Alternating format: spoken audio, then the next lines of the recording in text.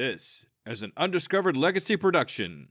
Hello, Scoob Believers, and welcome to episode number 87 of the Undiscovered Entrepreneur, and it's me, Scoob, coming at you whatever device you happen to be listening on. Okay, so today we're talking to a very special guest. Her name is Sam. Sam is a time management coach that helps people manage their time to be able to have that little extra time that you need to be able to start a side hustle or some kind of entrepreneur adventure. So I have a really kind of soft spot for her because I have a lot of time management issues that I have to square away. So time management is really, really important there for me and could be for anybody else too. When Sam was just first getting started, she took the leap and offered free one-on-one coaching despite doubting anyone would ever say yes. But that first yes completely transformed her confidence and kickstarted her side hustle of time management coaching. We also go over a couple of hurdles that we talk about in my podcast. Perfectionism, we talk about imposter syndrome, and how much perfectionism is the enemy of progress. Sam encourages embracing B- work, putting content out there regularly, instead of aiming for that one special perfect thing, but never launching because it's never 100% perfect. And how much the feedback instead is the key to growth. So let's get right into it and listen to or watch Sam. Salutations, Scoob Believers, and we're here again with another amazing entrepreneur. Today we are here with Sam. Hi, Sam. How are you? Hi, Jesse. I'm fine. Thank you. Great. Thank you so much for taking the time out of your day to be on the Undiscovered Entrepreneur, get across the start line. I really appreciate you. Thank you for inviting me. I'm really grateful. It's lovely to be here. All right. So I have one kind of semi-serious question to ask you, okay? Okay. Okay, here we go. Are you a Scoob Believer? Definitely. All right. Thank you so much for being a Scoob Believer, Sam. I really super appreciate you. All right. So what I'd like to do here at the very beginning is kind of get an idea of who you are and kind of what you do and how you actually got across the start line in your business. Okay. So my name's Sam Hall. I live in the UK. I have a side hustle helping other women find time to build a side hustle. So basically, I'm somebody who is very good at time management, and I help other women with time management so that if they want to start a side hustle, they can find time in their busy schedule to do so. Now, how did I get across the start line? I posted on Instagram offering free one-to-one coaching. I fell in love with life coaching during COVID. I joined a life coaching program myself, and I thought I've got a background in psychology and social work. So I suppose life coaching was a similar area. And I thought I would really like to see if I could do this because I'd learned so much as a student of life coaching. So I put on Instagram, would anybody want to do free one-to-one coaching with me? Thinking nobody would say yes. And somebody who lives in Australia volunteered to be a guinea pig. And I just thought, my God, somebody actually trusts in me to want to work with me. And I started doing it with her and with other people and sort of built my confidence from there and thought, actually, I'm not bad at this. So it was just somebody saying yes when I volunteered my services. That's awesome. It's always nice that somebody that actually will take a chance on you to be able to talk to you. And even if it's just to have a one-on-one conversation about what's going on in their life, we could still help them and point them in the direction where they want to go, where they want to be. But it's always to get that first yes. Definitely. And I think you just think it's never going to happen. And I was so surprised. And once one person had said yes, I think I felt more confident then to offer it to other areas. Like I advertised in the local supermarket, put a flyer up, just simple things like that, messaged groups of friends, WhatsApp groups that I belong to and see if anybody wanted some help with time management. So I think it helped grow my confidence working with when one person said yes, and I thought I can do this. It built my confidence to offer it to other people.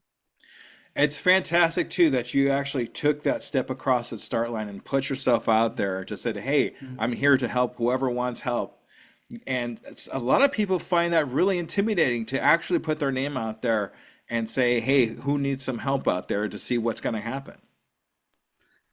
Yeah, and I think it's hard when you've had, or when people have seen you in a certain role sometimes. Like I have a job as a social worker when I'm not doing my side hustle, and people see you in a certain way. And then when you're trying to offer something else, but people can, be really kind and interested when you're trying to do something. And I've got some really good feedback from people, say friends who live locally, or people. So a woman who lives in my village just stopped me in the street and said, "Oh, I signed up for your freebie and I found it really helpful." So sometimes people are quietly watching you and you don't realize that they're getting benefit from what you're putting out. So posts you might be putting out on Instagram or Facebook, not everybody's really vocal, but they can still be getting benefit from what you're putting out and finding value in your content, I think. I'm hoping that's what's really going on with my podcast too. People listen to us, people listen to Sam and realize that she has something to offer or something that she just happened to say that really triggers something in their head. That's really what my goal is with this podcast, is to help other people, whether I know about it or not.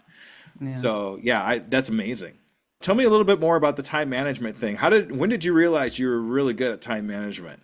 I think I've always been somebody who's been on time for appointments and been organized. It's just something that's come naturally to me in my job as a social worker. I've just been good at planning. And I just think how you live the minutes and hours is how you live your life, really, isn't it? So I've become more interested in it and read a lot of books about time management. So I think it's just something that came naturally to me and I was good at.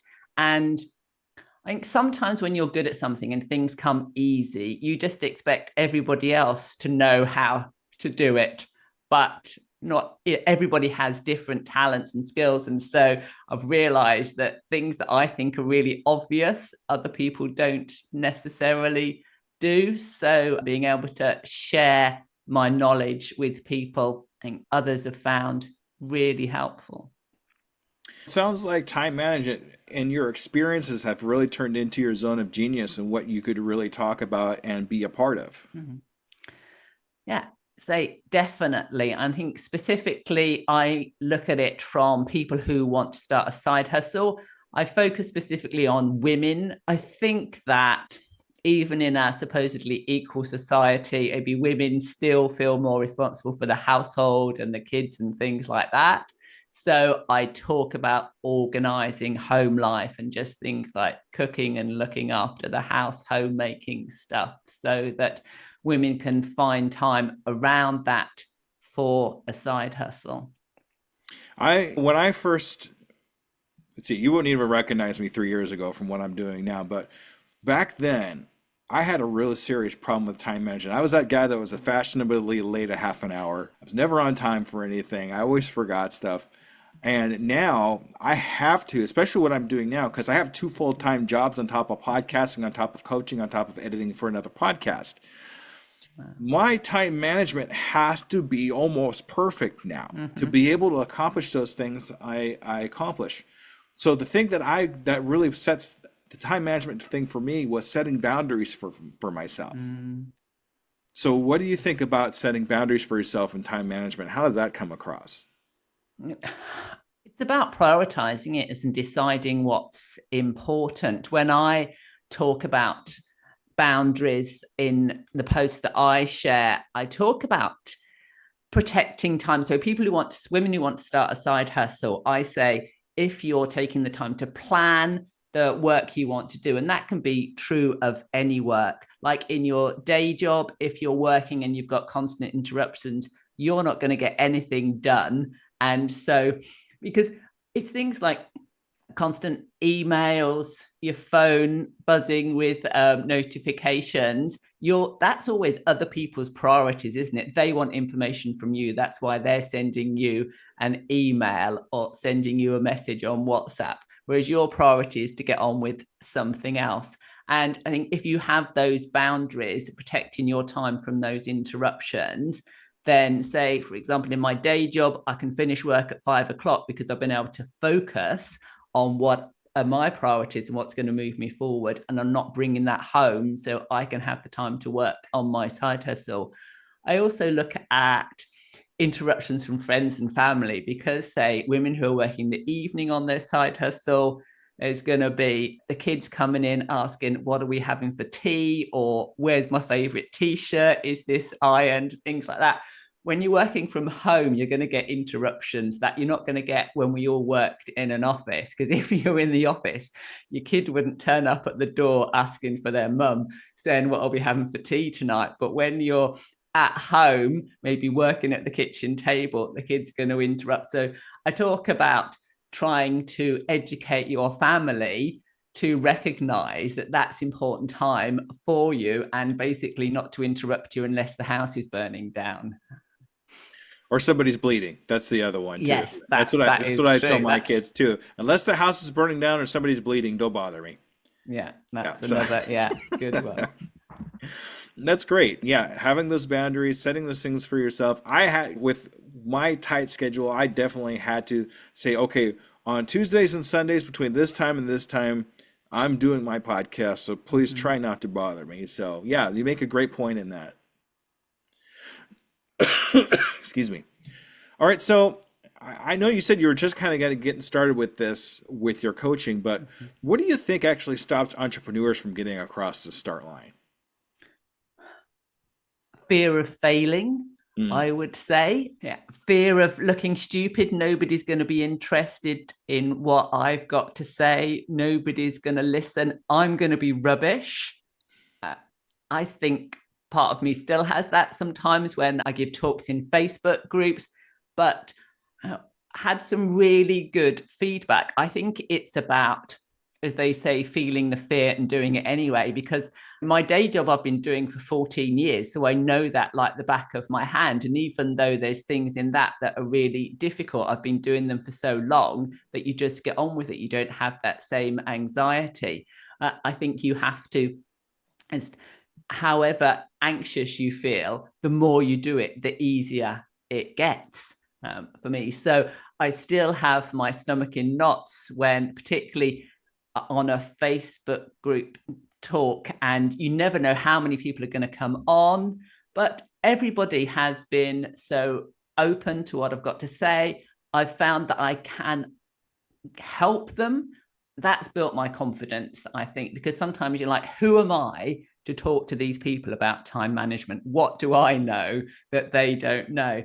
Actually, I think the more you do it, you realize maybe you, in the area that you've chosen it because you think you have that knowledge to share with other people. And I've found that once I get into conversations with people, then I really can help them and answer their questions. I think I'm afraid of not knowing the answer. And sometimes it's okay not to know the answer to a question, but as I say, just getting that positive feedback has been really good and helped me get over that initial anxiety of how am I going to be and am I going to look stupid? So a lot of what you've talked about really kind of goes into one of my 4 pillars, which is imposter syndrome. So when I hear the words, who am I to, and am I good enough, or things like that, that almost red flags me into imposter syndrome. And that is one of my main pillars. We really have to be able to understand that not everybody knows exactly what you know. Right? So you are gonna be the speaking board for what you are trying to accomplish and what your positivity will say to these other people. Sometimes they might know what you already know, but that's okay. That's just reinforcing them on saying, hey, I know this, she knows this too. We have a common ground. That's great. That's actually a positive thing. What if it's something that you don't know, but they do? But that's a great thing too, because now you could add that to your bookcase of new information. They're not going to look down on you because you don't know it. That's what a lot of people are afraid of. They're going to look down on me because I don't know this. Is this common knowledge? Right?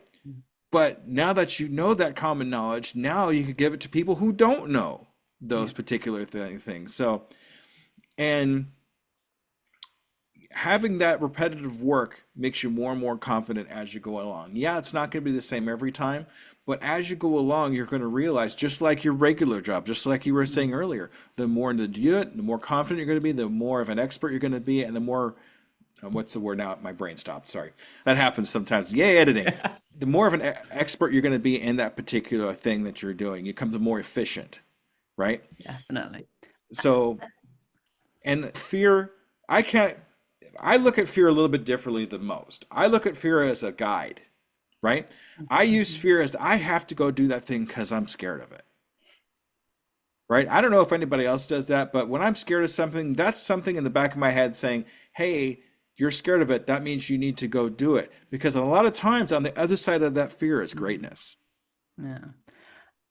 And I think it's understanding our brains. In terms of my understanding of life coaching, it's your higher brain is like, this is really good for me. This is going to move me forward. This is what I want to do. I want to talk to these people. I want to build my side hustle. But in the moment, like, my primitive brain is like, oh no, this is too difficult. This is too hard. And it's like having an understanding of why you're feeling like this, but knowing you say your higher brain knows this is going to benefit you in the end. It's like going to the dentist, isn't it? I don't really want to be at the dentist.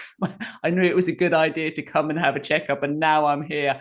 I know it could be painful and turn out I have to have a fill-in or something, but it's your higher brain knows this is the right thing to do, and this is, but in the moment, say your primitive brain is telling you, I just want to walk out the door and go the other way. I don't want to click that link to join that Facebook group or that podcast. So I think it's just understanding how your brain works for me, and that's how, when I was in the life coaching program, it really helped me understand that and what to expect from doing new things. We got to train our brains into thinking that instead of having this anxiety or this grr feeling, and turn it into something positive. So instead of being fear, it could be excitement, or it can be something that you're really looking forward to, because all that information comes from the same part of our brain as anxiety. Yeah. It's the same section. I know it gets kind of weird, but I'm not a technical guy. This is just stuff I've read. But the same place in our brain that anxiety lives is the same place where excitement lives in our brains. So if we can make that switch and just change the wording from anxiety to excitement, that will transform us into some bigger and better things, because we'll be a lot less afraid of it and be more apt to want to go do the thing that we fear. Yeah, I use some mantras. I do some stuff about procrastination and get comfortable with feeling uncomfortable, and things like sayings I got on a sheet that I use and tell myself when I'm feeling like that. Sort of some little like therapy things to counsel myself with when I'm feeling that fear. Do you have one of them handy, or one that you could see there? Maybe you could tell us about? Oh, I don't know whether I've got it here. It's a procrastination sheet that I did as a freebie. So progress feels uncomfortable. And if you are constantly doing only what you feel like doing, you are not going to be moving forward. And then, to be able to do something well, you need to be prepared to do it badly lots of times. This was just a freebie that I had about procrastination, because it was something, and I sort of talk about the brain in that and those little sayings, and have some practical tips for helping people. But when you're talking about time management, see, sometimes it's not about having the time, it's facing that fear and doing it anyway, because people are procrastinating the task. So actually the task doesn't take that long to do. It's not about fitting it into your day, it's tackling it in the first place. So one of the things that I talk about as part of time management is this procrastination and feeling the fear and then doing it anyway. So do you feel this there's like a common ground between procrastination and perfection? Um, I think that being a perfectionist, one of my other sayings is it's okay to do B minus work. So sometimes writing blog posts or putting social media posts out there, people again, their fear of failure, of looking stupid, they're like, this post has got to be perfect, but nothing is ever going to be perfect. And I'm like, it's better to put out a post every day that's a B minus post than an A star post like once a week. I think it's getting comfortable with that and producing that work and putting it out into the world, because otherwise you're never going to put anything out there because nothing is ever going to be perfect. Yeah, agreed 100%. We're better off putting something out there than nothing and just waiting for the planets to align or this perfect situation to come across before we put anything out there. Be okay with it being kind of okay, and then get feedback from that and learn from that and see what other people are actually saying about it, and then make adjustments from there. Then you're going the right way with it instead of just kind of guessing if it's going to work or not. Yeah. And you can just improve on it in the future. If you're putting social media posts out, you're always repeating your message anyway out there. So you put something out there, and then when your skills and knowledge are better, as you say, and you've had feedback, you just change it and improve it as you go along. And that's just about progressing, isn't it? Developing as a person, whether it's for me with women in their side hustle or any business or any new skill that you're doing. Exactly. And it's just like before, as we get more comfortable with putting it out there, it just gets better because we're doing it in a repetitive state. All right. So when we talked about what you thought were stopping new entrepreneurs from getting across the start line, is that something that was happening to you too when you were getting across the start line? Was that something similar? Um, I'm trying to remember what, about feeling the fear and being an imposter. Um, yeah, I think I was more, it's never going to happen. And looking at other people and thinking they can do it, but it's not going to happen for me. It's just going to be a dream and always stay a dream. And I think sometimes I probably think that in my head now, but I think it's just about keep trying to move forward. But sometimes I think it's about that doubt that you're ever going to be able to succeed. That's been something for me. And I think you have to take the big view. Like, you can have a really good day. I get new followers or people on my email list, and I feel really positive, and you get those dopamine hits of, yes, I can do this, I'm really successful. And then I put a reel out on Instagram and it gets hardly any views. And so I feel that I've got this roller coaster of, yes, I can do it, no, I can't do it. And it's based on a single event or one day, rather than looking at how far have I come this month, these 6 months, this year. You have to look at the big picture sometimes, rather than let every single little event sway you. And that's it, I'm giving up today because my reel only got 50 views on Instagram. Yeah, I go through that a lot too. Because I want to do really good, I'll get like 1,000 views, something like that, and then the next one I got 20. Like, how does that even work? I don't understand I'm still trying to figure that out. But the thing that really strikes me and everything that you just said, Sam, was we really, it's comparison, and we were comparing ourselves to other people's entrepreneur adventures, people that are bigger than us, have already taken the journey, and they were like, we're never going to get there if we're going to compare ourselves to them because they've already been on the journey for 10 years. How are you going to catch up to them? So instead of comparing ourselves to these other people, we compare ourselves to ourselves. We compare ourselves to a week ago. We compare ourselves to a month ago. So we could see the journey and we could see forward from it as well too. I'm gone this far from here to there. Now I could do something different to go from there to wherever it is that I want to go. So comparison is the killer of joy. It's really comparing ourselves to other people does not work. Now, it's okay to idolize them, right? It's okay to have them as maybe a virtual mentor, but to do exactly the same thing that they're trying to accomplish, it just doesn't quite work out that way. Mm. Yeah, as you say, I think you can learn from others, but not, your journey is never going to be the same as then, as you say, and you're comparing yourself to your first year of business to somebody else's 10th year of business.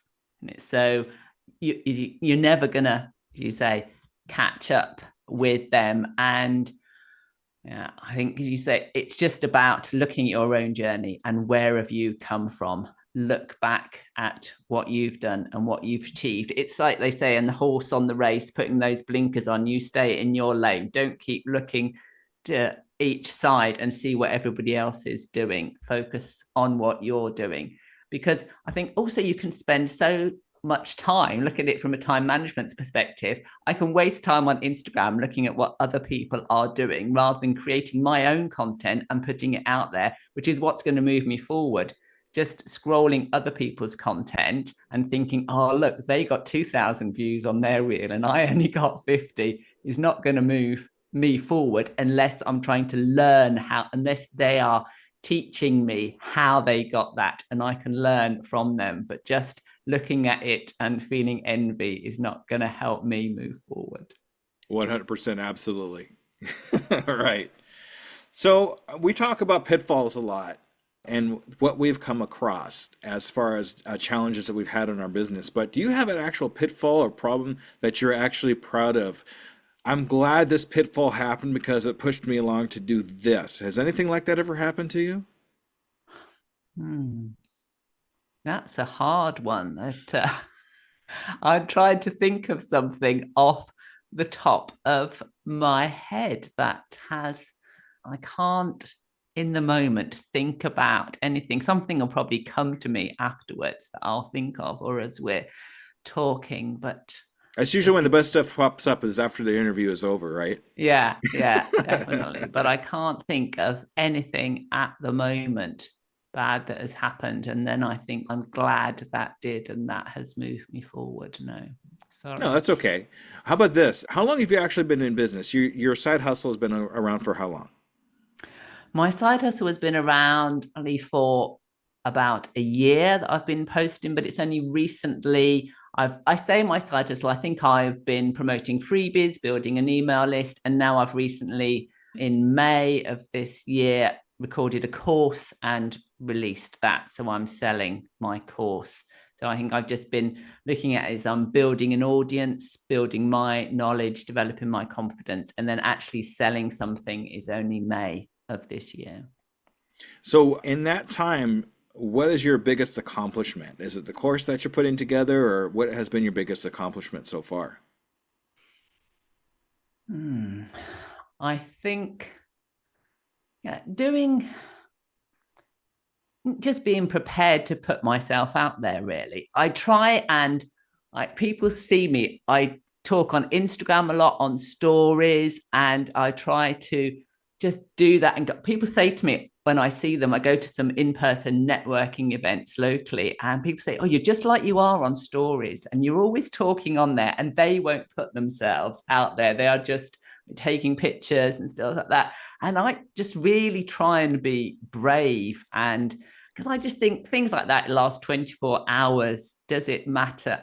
But I think just also approaching people, putting myself forward for things like this, for podcasts, Facebook groups. Some people never come back to you, other people do. I think, what's the worst that's going to happen? So I try and get out of my comfort zone and say, volunteer for things or approach people and ask if they'd be interested in having me do a talk. And it's amazing how many people are. It's trying to not be fearful of having those no's, either ignoring you or come back and saying, I'm not interested.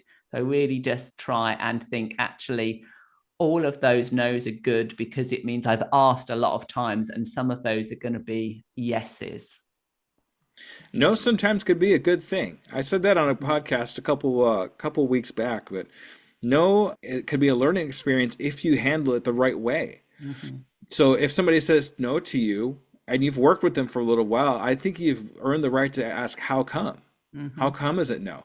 Then if they're good people, not always the case, but if they're good people, let's say because of this, and now you know that this is something that you could work on. It's something you can improve on. So the next one will be a lot less likely to be no if you come across the same situation. So no, even though right from the very beginning, it seems like a negative thing. But in actuality, once you actually sit down and think about it, no can be a positive thing too.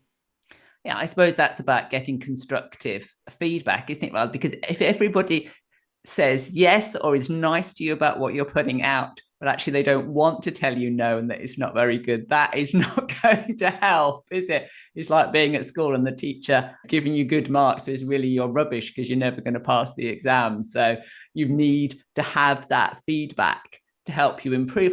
It's about being prepared to be a lifelong learner. When we're children, we're just used to learning. We're used to being judged, getting things marked. You do your driving test, you're used to stalling the car, just doing things wrong. And then when you become an adult and you've been competent, whether that's in your career, and then you step outside of your comfort zone, it's just not natural anymore. We've lost that ability to be learners. And I think it's when you starting any business or anything new, you have got to be prepared to be a learner again and to be rubbish but to practice, and you will get better. Yeah, I call those ugly babies. Ugly babies. Ugly babies. Because when you first start something out, it's terrible. It's going to be terrible because you've never done anything for, so it's ugly, right? I don't know. I heard that somewhere. But yeah, you know what's funny is when I get some feedback, when I ask a friend or a relative, hey, what do you think of this? I always get yeah, oh, that's great. That's not what I want to hear. As much as you want to think about, you want it to be like so positive, in the back of my head is, no, tell me something I could work on. Tell me something, tell me something's bad so I know I could go back and I could fix it. As much as getting positive feedback is awesome, at the same time, it's not always what I'm looking for. It's not the niceties that I'm looking for. I want that constructive feedback so I can improve things. Yeah. And I think when people give you feedback, they've probably taken a lot more time to look at, like in my day job and I write reports for work, if my manager reads it and they come back and they say it's fine, I'm like, no, tell me more. I want you to show me that you've read it. And then these bits are really good, but you need to think about this more in these sections. So people have actually taken the time to really think about what I've produced. Whereas if they come back and just say it's fine, have you really read it? And there can't be everything that's good about it. There must be some things that can be improved. Exactly. And that's what we look for as content creators and people that want to help other people. All right. So all my listeners on my podcast, or most of them anyway, I think, are all brand new entrepreneurs. So what kind of advice would you give to a brand new entrepreneur that comes up to you and asks for advice? What would you tell them? I would say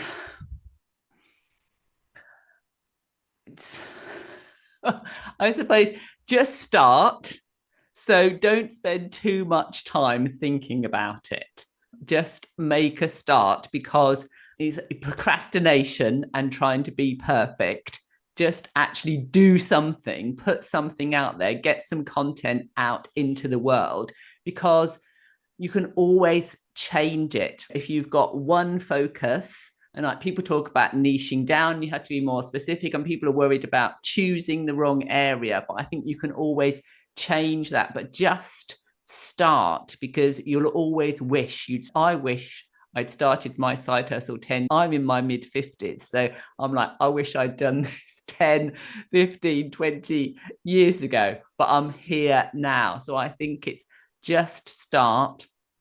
And in lots of things, I think we've talked about, just be prepared to be a learner and be open to learning and be open to being rubbish. As you said, what's it, being an ugly baby? Yes. Still putting out ugly babies. Just, be prepared for that. And there is so much information out there nowadays. I always tell people, when people procrastinate and say, oh, well, I don't know how to do this, and I don't know how to have an email service provider, and I don't know how to make reels, and I'm like, We've got YouTube, we've got Google, we've got ChatGPT now.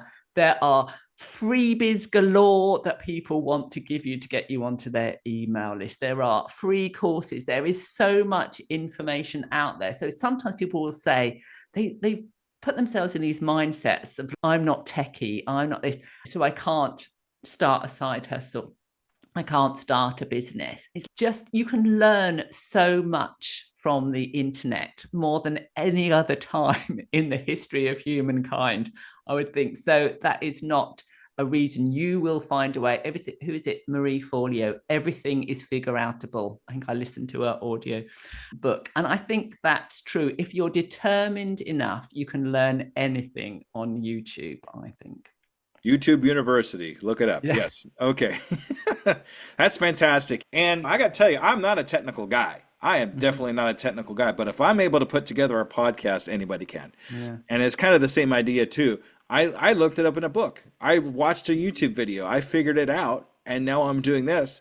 And yeah, I wish I started a lot sooner too. I'm going to be honest with you, Sam. I heard a proverb, the best time to plant a tree is 20 years ago, but the second best time to plant a tree is today. Yeah. So do it now. Yeah. Okay, so I do this with all my guests and put together a 6-month goal. So where do you see you and your company in the next 6 months, Sam? In the next 6 months, I plan to have, at the moment, I'd say my course is a basic mini course, I call it, because it's 6 bite-sized lessons. So I plan to develop a much longer and more in-depth course and sell that. So I suppose at the moment, I've got what people would call my low ticket offer, and I plan to develop a high ticket offer and sell that so that people can start with my basic course and see if they like it, and then they could go on to the high ticket course. So that's my plan for the next 6 months, to develop that high ticket course. Awesome. That's great. So what I'd like to do with you, Sam, if it's okay with you, I'd actually like to have another interview with you in 6 months. Okay. See if you've reached that goals and see what changes have come across in those 6 months in your business. Is that okay? That sounds wonderful. All right, because now you're not just accountable to me, but you're accountable to everybody that's in my audience, okay? Yeah. That's great. All right, Sam, this is your time to shine. This is the time I want you to advertise yourself. I want you to tell us how we get a hold of you. And if you can, give us how we get a hold of some of these freebies that you got going on, and maybe even that little mini course you were talking about. Okay, so I mainly hang out on Instagram. That is my favorite social media platform. So I'm Time Coach Sam on Instagram. I have a website, timecoachsam.com.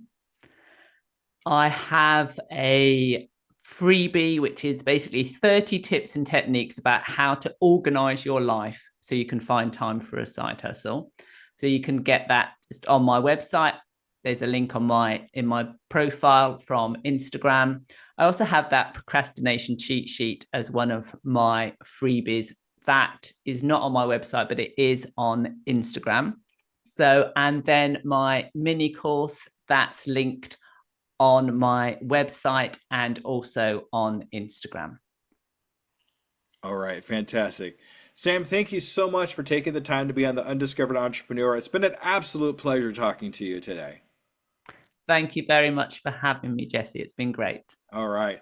All right, School Believers, make sure you stay tuned for the wrap up. Okay, everybody, thank you. Bye-bye. All right, ladies and gentlemen, that was Sam. What a great conversation we had with Sam. And she made some great points about embracing your fear, about perfectionism. We really hit a lot of great points, but the one thing that really kind of stuck out to me is embrace your fear and just start your entrepreneur adventure. Even if you doubt your abilities, just take the first step.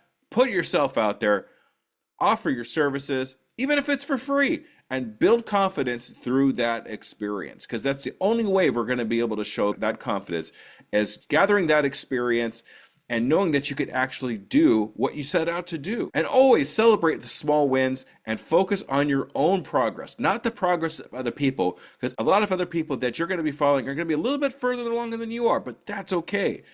instead of doing that comparison, compare yourself to yourself, just like we talked about in the interview. And remember, comparison is the enemy of joy. So track how far you have come and use setbacks as opportunities to learn and improve. So when we do have those failures, we learn from those failures. And we use those failures to improve on what we're doing to get across that start line. All right, ladies and gentlemen, thank you so much for another great episode, and I will see you next week. Goodbye for now.